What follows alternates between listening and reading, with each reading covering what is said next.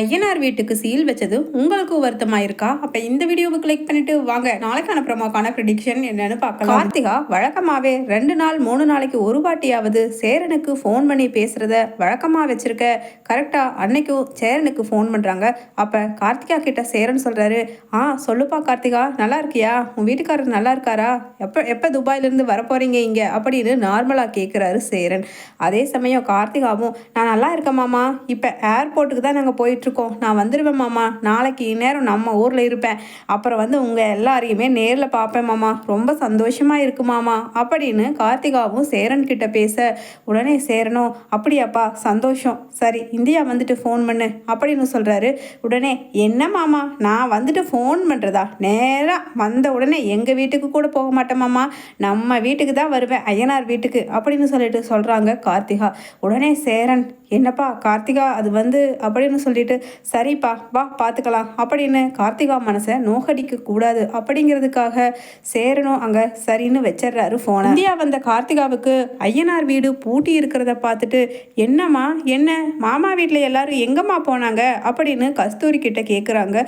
உடனே கஸ்தூரியோ, என்னடி வந்த உடனே நம்ம வீட்டில் இங்கே என்ன நடக்குது ஏது நடக்கு, உன்னை பெத்த தாய் இன்னும் உசுரோட தான் இருக்காளா இல்லையா அதை பற்றி கூட கண்டுக்காம என்னமோ சேரமாமான்னு இந்த பொங்கு பொங்கிட்டு இருக்கிற அப்படின்னு கேட்குறாங்க கஸ்தூரி.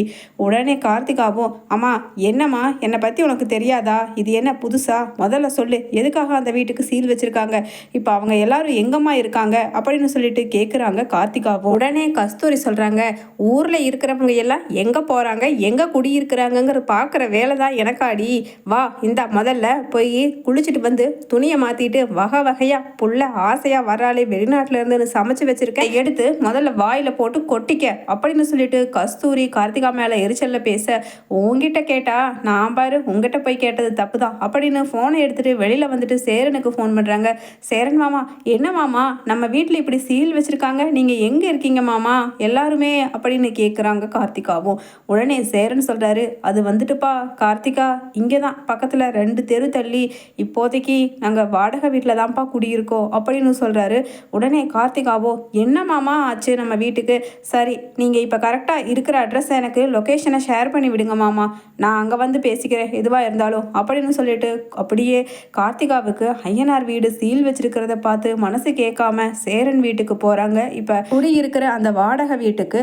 அதே சமயம் அங்கே சேரன், ஏன்பா கார்த்திகா நீ இங்கே வந்தது அம்மாவுக்கும் பெரியப்பாவுக்கும் தெரிஞ்சா திட்டுவாங்க தானே அப்படின்னு சொல்ல, உடனே உள்ளே இருந்து காஃபி எடுத்துகிட்டு வந்து சந்தா கொடுக்குறாங்க. அதை பார்த்துட்டு, சேரன் மாமா இவங்க தான் உங்களுக்கு கட்டிக்க போகிற பொண்ணா அப்படின்னு கேட்க, உடனே ஆமாப்பா இவ பேர் சந்தா, உனக்கு வந்த உடனே அறிமுகப்படுத்தி இருக்கணும், நானே மறந்துட்டேன் அப்படின்னு சொல்ல, மூக்கு மூலியமா நல்லா கலராக லட்சணமாக இருக்காங்க மாமா அப்படின்னு சொல்லிட்டு கார்த்திகா அப்படியே சந்தா கிட்ட போய், உண்மையிலேயே நீங்கள் ரொம்ப ரொம்ப கொடுத்து வச்சவங்க, சேரன் மாமாவை கல்யாணம் பண்ணுறதுக்கு என்ன எனக்கு தான் கொடுத்து வைக்கல ஏமாமா அப்படின்னு சோகமாக அப்படியே முகம் வாடி போயிடுது. உடனே அங்கே உட்காந்துருக்கிற நடேசன் சொல்கிறாரு, என்னம்மா நீ கல்யாணம் கட்டி 6-7 மாதம் ஆச்சு, இன்னும் சேரன் மாமான்னு உருகிட்டே இருக்க, இதெல்லாம் பொழைக்கிறதுக்கு ஒத்து வர முடியாது, நீ உன் மனசை மாற்றிட்டு சந்தோஷமாக உன் புருஷன் கூட வாழ்கிறதுக்கு பழகிக்க.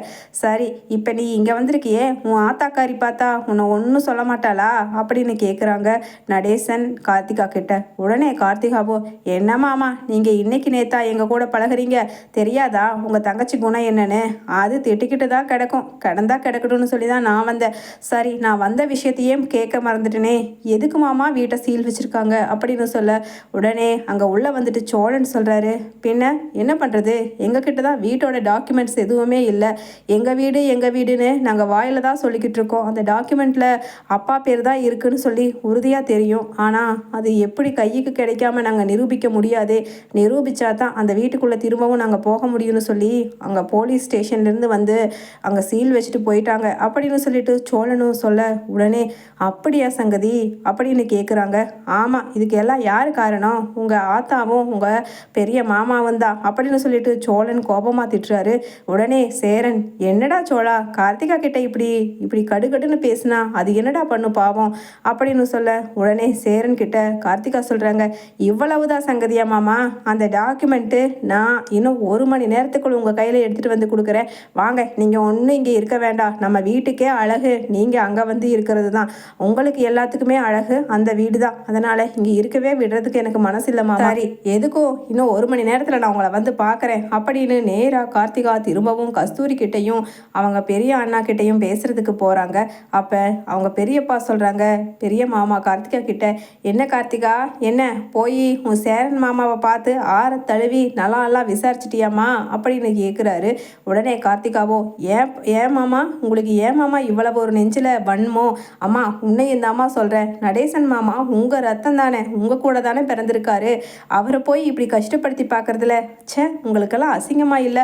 முதல்ல அந்த லேண்டோட டாக்குமெண்ட் எங்கே இருக்குன்னு சொல்லு அப்படின்னு சொல்லிட்டு கார்த்திகா கேட்குறாங்க. உடனே, என்னடி இவ, நீ எதுக்குடி என்ன மிரட்டுற, அந்த லேண்டோட டாக்குமெண்ட் எங்ககிட்ட எங்கே இருக்குது அப்படின்னு சொல்லிட்டு சமாளிக்கிறாங்க கஸ்தூரி.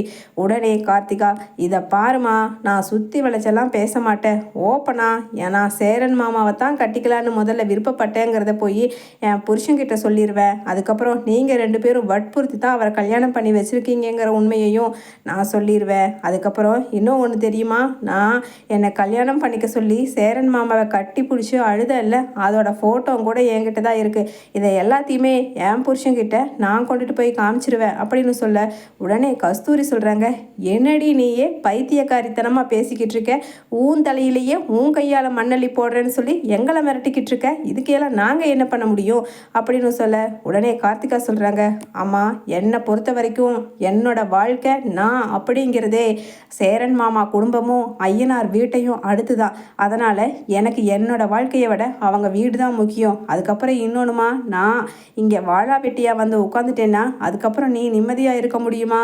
அதுக்கப்புறம் ஊர் உலகம்தான் உன்னை என்ன பேசும், இப்படிப்பட்ட பிள்ளைய பெற்று வச்சிருக்கா, வளர்த்தி வச்சிருக்கா, அவனை பிடிச்சி கல்யாணம் பண்ணி கொடுத்துருக்கான்னு சொல்லி ரொம்ப ரொம்ப அசிங்கமாக பேசுவாங்க.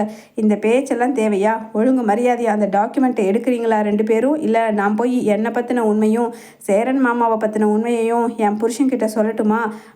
நடேசன் மாமா கூட ரெடியாக தான் இருக்காரு ஃபோட்டோவோட என்னோட கடந்த கால வாழ்க்கையை பற்றி சொல்கிறதுக்கு, எப்படி சங்கதி அப்படின்னு சொல்லிட்டு கார்த்திகா கேட்க, உடனே அங்கே கஸ்தூரியோ, என்னடி அந்த ஆள் தான் நடேசன் தான் சும்மா எங்களை உன்னை காரணம் காட்டியே பிளாக்மெயில் பண்ணிக்கிட்டு இருக்கான்னு நினச்சா, இத்தனை வருஷம் நீ எப்படியோ 6-7 மாதமாக உன் புருஷன் கூட துபாய் போய் பொழைச்சிட்ட, இனி அதை வச்சு பிளாக்மெயில் பண்ண முடியாது, உன்னை பற்றி உன் புருஷன் நல்லா புரிஞ்சிருப்பாருன்னு நினச்சா இப்படி போய் நீ சொதப்பறியடி அப்படின்னு கேட்குறாங்க.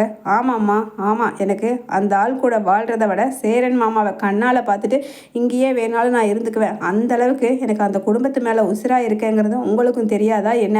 ஒழுங்கு மரியாதையாக டாக்குமெண்ட்டை கொடுத்து அவங்கள இங்கே வர வைக்கிறீங்களா, இல்லை நான் போய் என் புருஷன்கிட்ட சொல்லிட்டு, அதான் நீ சொன்ன மாதிரி என் தலையில் நானே மண்ணள்ளி போட்டுட்டு அதுக்கப்புறம் இங்கே வந்து உட்காந்துக்கட்டுமா அப்படின்னு கேட்குறாங்க கார்த்திகா. உடனே அங்கே சொல்கிறாங்க கஸ்தூரி, இதை பாரு, அது இது அப்படின்னு சொல்லிட்டு சொல்ல, உடனே உள்ளே இருந்து கார்த்திகாவோட பெரிய மாமா டாக்குமெண்ட்டை எடுத்துகிட்டு வந்து கொடுக்குறாங்க. வாங்கிட்டு போய் அங்கே கார்த்திகாவும் போலீஸ் ஸ்டேஷனில் காமிச்சு மறுபடியும் சேரன் குடும்பத்தை ஐயனார் குடும்பத்தில் உட்கார வச்சுட்டு சந்தோஷமாக, மாமா நீங்கள் ரொம்ப நல்லா இருக்கணும் மாமா, உங்கள் மனசுக்கு நீங்கள் எல்லாரும் சந்தோஷமாக இருக்கணும் மாமா, அதுக்காக நான் என்னோட உயிரை கூட கொடுப்பேன் மாமா அப்படின்னு சொல்லிட்டு கையெடுத்து கும்பிட்டு திரும்பவும் தன்னோட புருஷன் கூட ஃபாரினுக்கு கிளம்பி போயிடுறாங்க. கார்த்திகா நின்று வைத்தறிச்சல் பட்டுக்கிட்டு இருக்க கஸ்தூரி கிட்ட துண்டை உதறி போட்டுட்டு போய் சொல்கிறாரு நடேசன், இந்த புள்ளை எப்படி